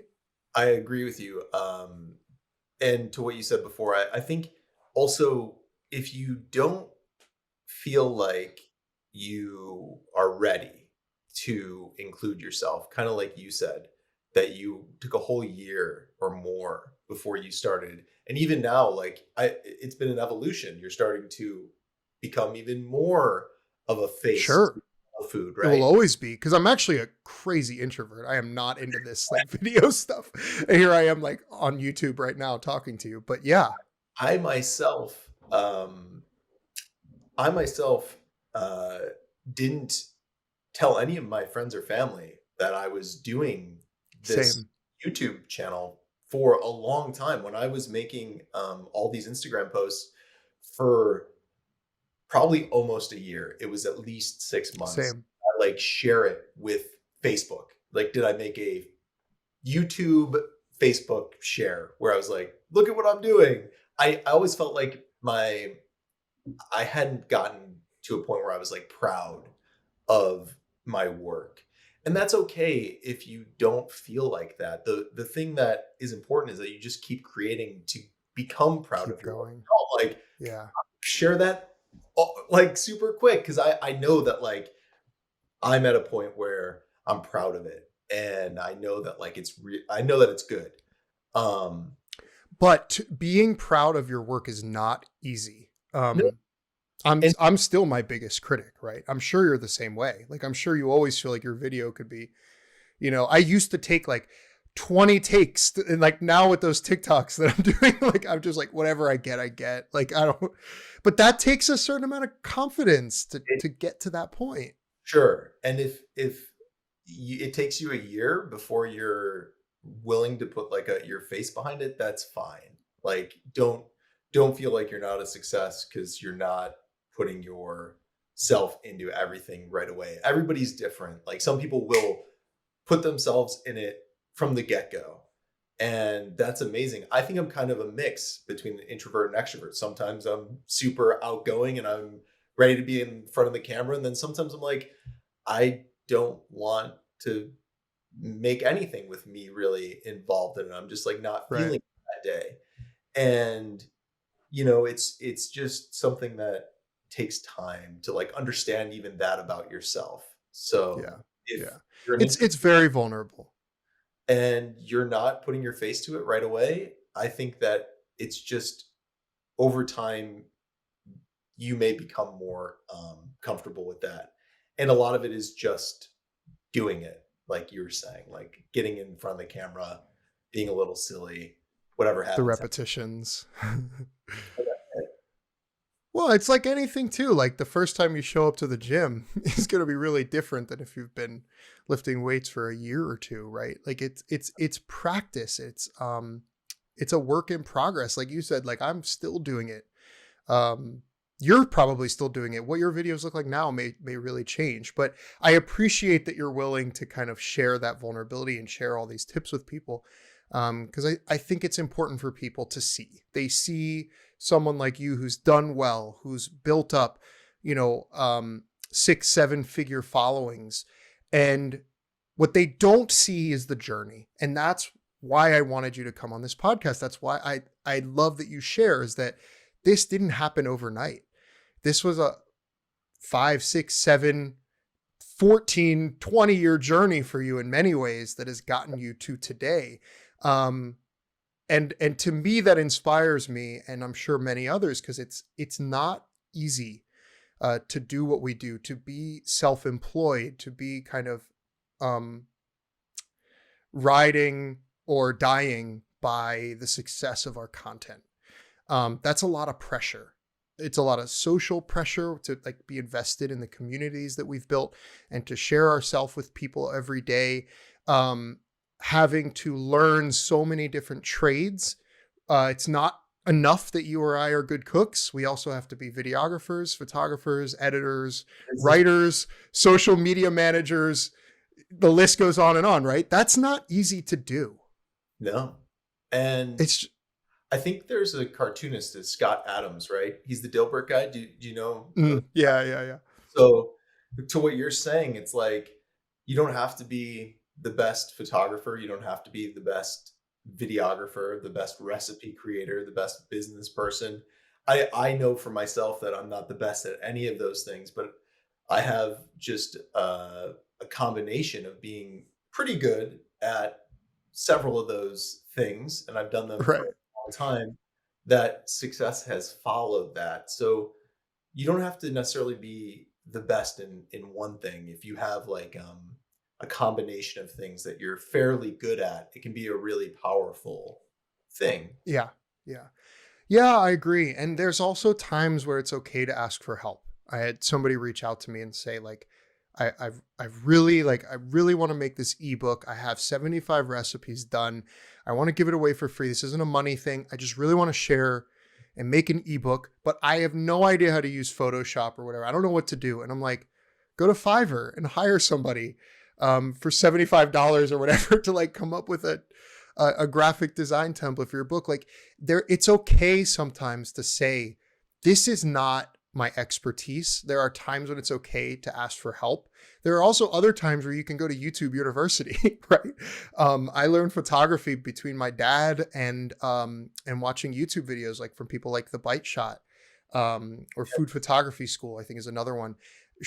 The Bite Shot does a whole YouTube series on like how to do food photography with a $200 camera.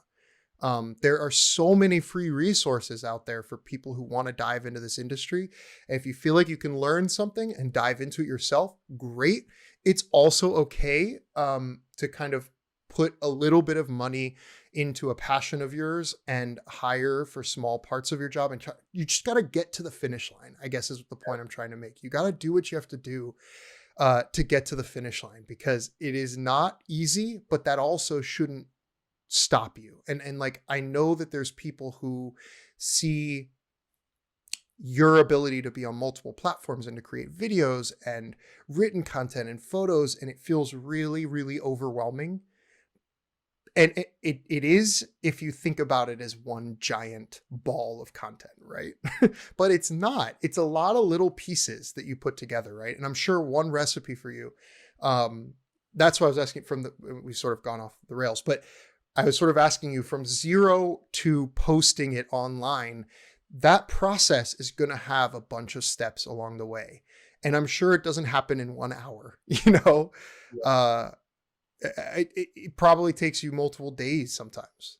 For sure, 100%. I think you might have seen my Thin Mint cookies that I'm working on. I actually have not even finished that recipe. It's funny because, like, you think sometimes people, they watch the video and like, oh, that all happened the same day, but it's just editing made you think that did happen Right. the same day. So I'm still working on that, and I should be done with that video by now, actually. But the first time I made the cookies, it was just a disaster. It didn't work. It was a crumbly mess, and it didn't turn out how I wanted to. And now these cookies are perfect, but it's taken days. Yeah. And Yeah. it will take multiple days before all the parts are together. The Yeah. filming, just the planning, the filming, the photography, the article being written, the photos being edited, the voiceover that will be done over the video itself. It takes a long time. And I don't say that to discourage anybody. I think what I did do when I started, and you probably the same, is just need to focus on like what you enjoy the most. Yes. Just do that initially. Like, I Yes. started with YouTube. And if you know anything about the food space online, I started on YouTube in 2014, and I thought my YouTube food channel was gonna make me like an income that I could leave my job fairly quickly. In 2014, when video like wasn't blogs didn't even have cooking video tutorials on them. These food blogs, Right. pictures. It's completely backwards to how pretty much everybody else in the food space has started their career, like their blog. Like, they start a blog and then they move to video. Right. I was the opposite because I love video. So like, if you love photography and writing, then do the blog thing. Don't worry about doing the video right away. There's plenty of money that you can make eventually. It's not going to be right away. It's a patient game. But start there and then maybe do video. You might not even have to do it. But if you love Yeah. video, start with video and then think about moving into the blog space. To what you said, if you don't like writing, or maybe you aren't great at photography, you can hire that out at a certain point if you're making enough money from your video. For Or me, find a friend who wants to join you. Like, you mentioned a cousin, I think, or blog with you or whatever. Yeah. yeah, or find some help to help you with the project. Yeah. Yeah. Yeah. There's a No, lot. for sure. And it's funny because, you at one point in this video, you said YouTube is my worst, income generator in regards to, the per view. Yeah, But yet, if that's the one you're most passionate about, I thought you were going to say like, well, if I was just starting out, I wouldn't do YouTube. And you said the opposite. You were like, well, no, I would still do YouTube because it's your passion. And I'm so glad you brought this up, because that is just like the key to all of this. And when we talk about content creation for people to consume, what I've really noticed is that our audience is smart. They can see if we're not being authentic. They can see if we're not enjoying our food or our content. Do you know what I mean by that? Like, subconsciously, in many ways, I think people can tell if we're excited. Like the recipes of mine that have done the best, I was just the most excited about, and it's like somehow people can feel our joy in our food. And if you become too robotic about creating content or focusing on a platform just because it has the biggest monetization potential, I think you run into the burnout.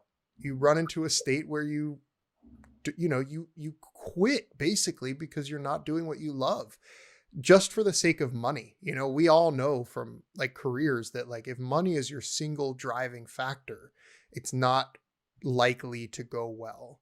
And I would definitely say that's true in the food space. Finding a platform that you just love and building a community around that should definitely be a number one priority. Like I couldn't agree with you more on that.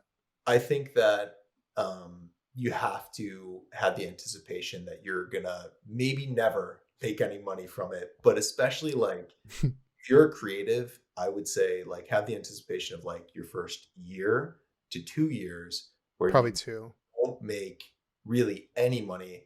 And to what you're even saying, eventually I realized that like this whole process of like starting in 2014, it's a lot like going to college. Like when you decide Hmm. to be your own business person, like you're going to start this thing, it's going to take you like 4 years.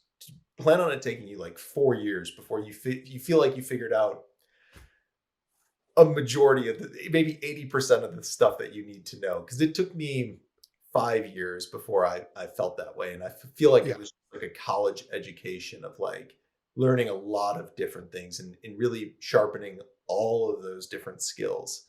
And that's like the anticipation. But a lot of people, they have this like mindset that like it's going to be much faster than 4 or 5 years. And I think Right. that having that in your head that like you're going to school, you're going to learn for 4 or 5 years, and then in 4 or 5 years, you You'll get probably an entry level job.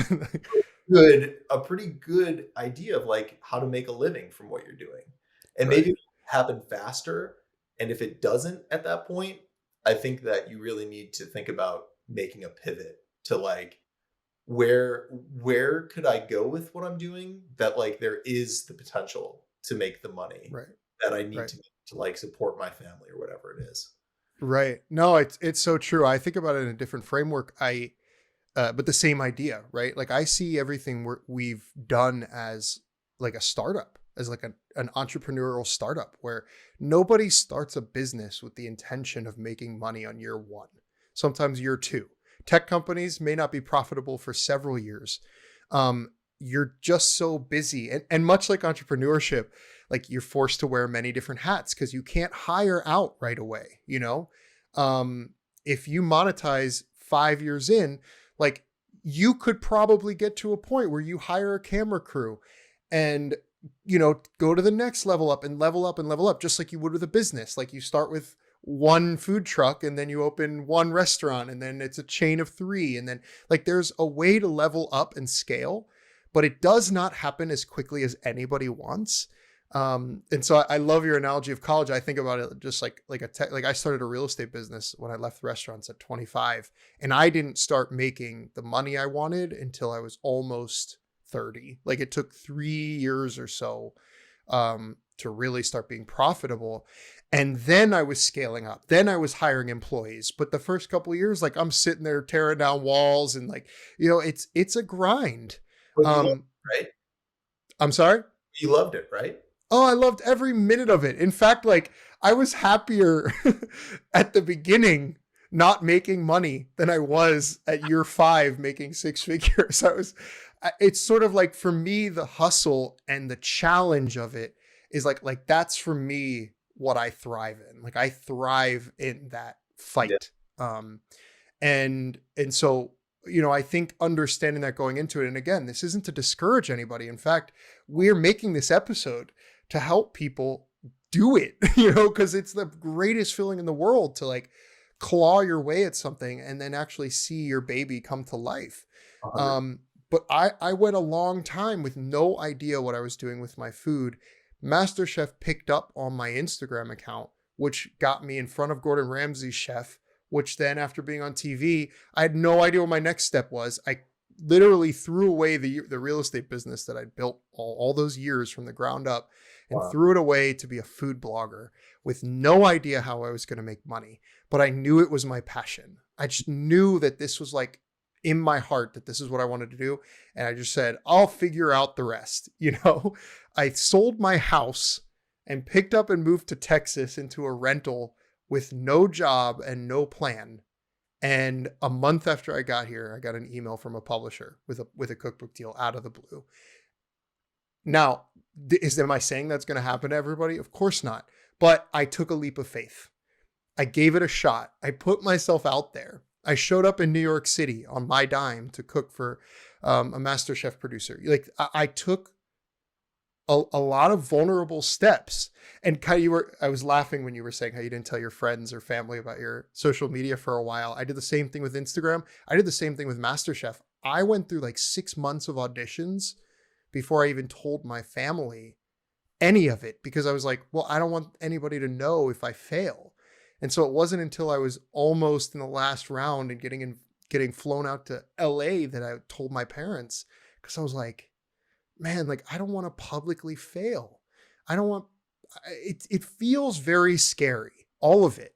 Yeah. It just does, but you have to just do it. And that doesn't, even if you're listening, you don't want to be a food blogger. I think a lot of what we're talking about applies to a lot of things, right? Like I think if you have a passion, you should follow it and see where it goes. And like you said, you can pivot, you can take the skills that you learned. There's no wasted experience. I went to college for architecture, did not become an architect, Yeah. but I learned so many graphic design skills as Mhm. part of like learning the digital technology in Photoshop that like I apply some of those things to what I do today. So was it wasted? No, I still use some of these skills from college in the food world, like that has no connection. And so there's no wasted knowledge at all. There's no wasted experience. I would highly encourage people to give it a shot, and to pay attention. There's definitely strategic ways, as you've mentioned, some really great kind of tips and tricks about how you can help get your content exposure and how you can create content that people may want to see more of, that may help optimize your search engine display results, that may help get you in the door. But at the end of the day, you got to do the work and put yourself out there and just keep going. Because like, I think you said it best, it may not be for a year or two before you start making money.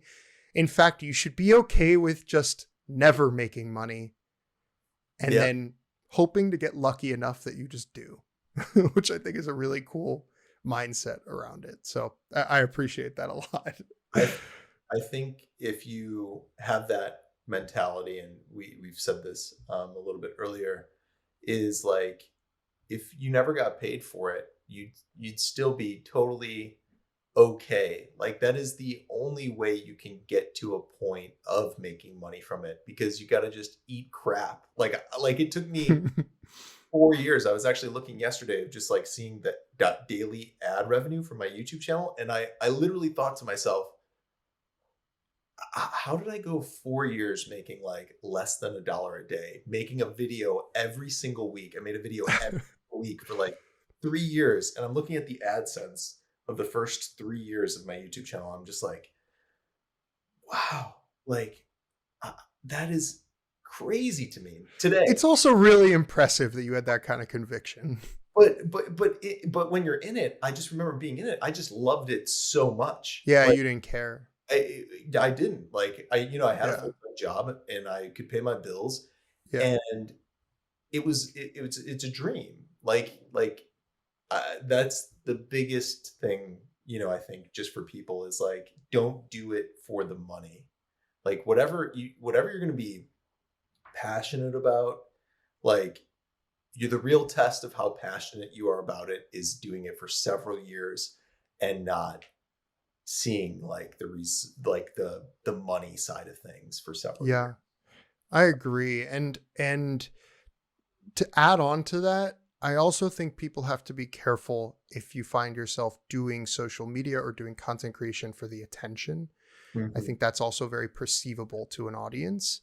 And that's all a part of it, right? Like, I think you should get into whatever it is you want to do and share what you want to share because you're passionate about it. And as you said earlier, because you're providing value to your audience. If you feel that you are getting a high from likes and comments, pay attention to that. There's nothing wrong with that. I'm not criticizing anybody, but being aware of how that is affecting your emotional state and kind of getting that in check a little bit. Like we were talking about with food, like healthy relationship with food, healthy relationship with social media too, is so important. And I think it's very obvious from you, kind of your humility and humanity behind what you do.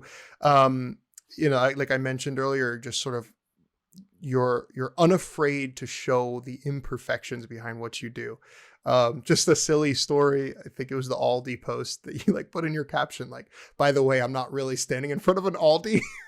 I just photoshopped myself in front of an Aldi. There was no reason for you to write that Yeah. technically. Like, there's no social media manager that would encourage that. Yeah. It was my favorite part of the post, because it's just so perfectly imperfect. And it just gave me a laugh. And I think it really summed up who Joe Duff is. And I mean that in the best way possible. I just think you're awesome for really being you and never being afraid to share that with people.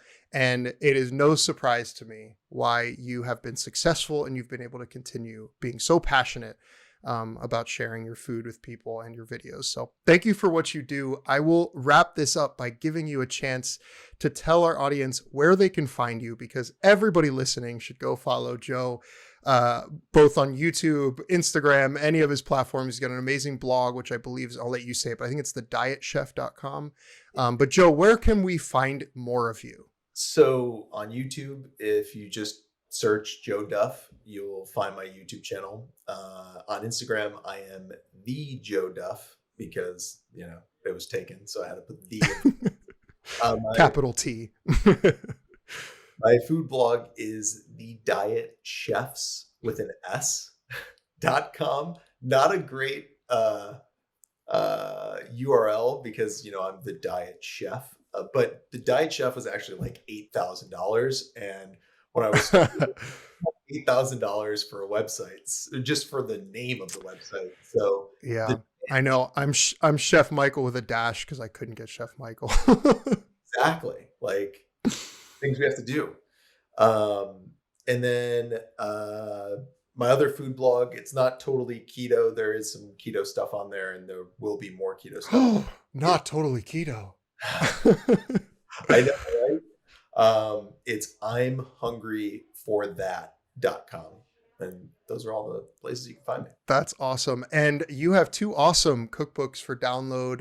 One is savory, one is sweet. Are those on your website as well? They are on my website. So if you are into some digital cookbooks, they get updated once in a while, and it's totally free. If you buy a cookbook, you'll get the updates for free as they come out. I love that. I have not seen many people do that where they'll actually add free content to your cookbook. That's really amazing. Joe, thank you so much for what you do. You shared a bunch of knowledge. You dropped some awesome gems today. It's always a pleasure to have you here.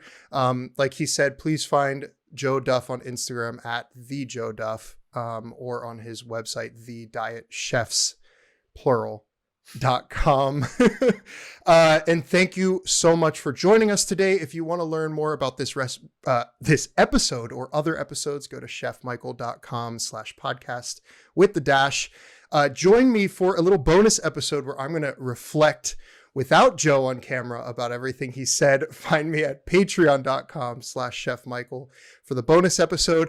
If you haven't gotten a chance yet, grab yourself a copy of my cookbook. It's everywhere books are sold, New Keto Cooking. And thank you to our sponsor, Redmond Salt, for supporting this podcast, guys. They have the best salt in the game. I use it in my kitchen. You should be too. That's redmond.life. Use the code Chef Michael for 15% off. Again, thank you to our guest, Joe Duff, and I will see you guys next time. Bye.